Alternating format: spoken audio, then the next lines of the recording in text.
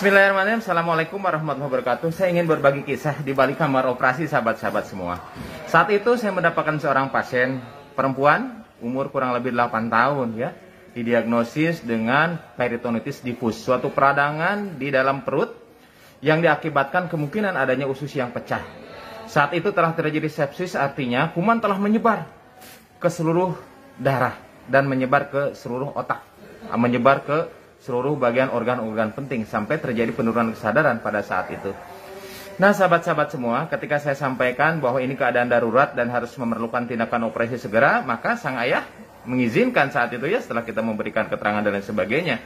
Silakan Pak Dokter, lakukan operasi. Saya bilang begini Pak, ini bukan operasi ringan, ini operasi besar yang memang resikonya kasarnya antara hidup dan mati.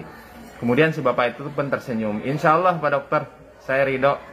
Kemudian lakukan tindakan operasi, dan ternyata tindakan operasi sahabat-sahabat semua, apa yang diperkirakan memang benar. Terjadi kebocoran di usus halus perbatas dengan usus besar. Kemudian dilakukan pencucian di perut dan lain sebagainya. Akhirnya karena usus tidak bisa disambung, usus itu disimpan, dijahit di permukaan perut, sehingga dia BAB itu dari perut bukan dari anus. Kemudian kondisi kritis pun kita lalui di kamar operasi ya, saturasi oksigen sempat turun, kemudian nadi sangat meningkat ya, dan diputuskan untuk dirawat di ICU sahabat-sahabat semua. Ternyata kemudian pasien dirawat di ICU, setelah dirawat di ICU dalam 2 hari ternyata ada perbaikan yang signifikan. Angka infeksi yang ditunjukkan oleh leukosit akhirnya turun dari 32.000 menjadi 12.000. So penurunan yang sangat signifikan sahabat-sahabat semua, di mana normalnya maksimal 10.000. Kemudian pasien sudah bisa berbicara. Tadinya tidak bisa berkomunikasi, tadinya kehilangan kesadaran, seperti orang apatis. Akhirnya pasien dipindah di ruang perawatan seperti biasa. Nah, ketika saya berkomunikasi, menurut saya ini ada beberapa hal yang memang di luar kebiasaan, di mana resiko kematian sangat tinggi, di mana triage of death itu ada ketiga-tiganya. Saya komunikasi dengan ayahnya, Pak, alhamdulillah operasi ini lancar Pak. Kira-kira doa apa sih yang Bapak lanjutkan, yang Bapak lantunkan?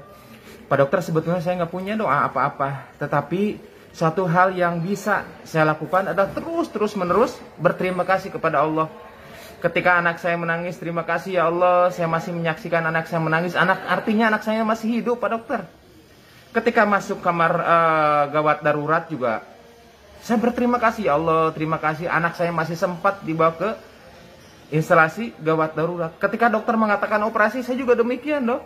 Alhamdulillah ternyata anak saya masih bisa untuk ditolong. Dan alhamdulillah dokter mau menolong anak saya.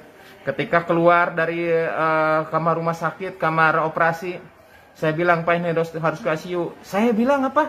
Kata orang tua itu, saya terus bersyukur ya Allah. Alhamdulillah ya Allah, anak saya ternyata masih hidup menjalani masa-masa kritis ketika operasi, dan alhamdulillah bisa masuk di ICU. Ketika di ICU gue sama-sama terus bersyukur ya Allah, terima kasih. Anak saya ternyata sekarang sudah bangun, sudah bisa berbicara, sudah bisa berkomunikasi. Ketika saya bilang, Pak ini BAB-nya sementara di perut dulu Pak, tidak bisa BAB lewat anus. Yang dia bilang apa? Alhamdulillah ya Allah, anak saya masih bisa BAB, anak saya artinya masih hidup. Ketika diajak ngobrol, ketika di ruang perawatan juga sama demikian. Ya Allah, terima kasih anak saya masih bisa di ruang perawatan seperti biasa. Nah, saya kagum saat itu sahabat-sahabat semua. Betapa banyak kadang-kadang orang yang ketika masuk rumah sakit, dia mengeluh, ya Allah kenapa harus masuk ke rumah sakit? Ya Allah kenapa harus masuk ke IGD? Ya Allah ternyata harus dioperasi, kalau bisa mah jangan dioperasi. Ya Allah ternyata kok masuk ke ICU. Dan lain sebagainya sahabat-sahabat semua. Peristiwa sama tetapi dengan penyikapan yang berbeda ternyata akan berdampak sangat signifikan. Betapa saya merasakan ketika operasi itu demikian mudahnya, demikian lancarnya.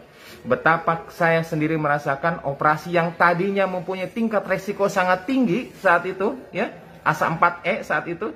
Ternyata Allah mudahkan sahabat-sahabat semua. Ketika masuk ICU juga demikian. Allah mudahkan semuanya. Amat mudah bagi Allah untuk mengernakan kesembuhan pada hamba-hambanya yang pandai bersyukur.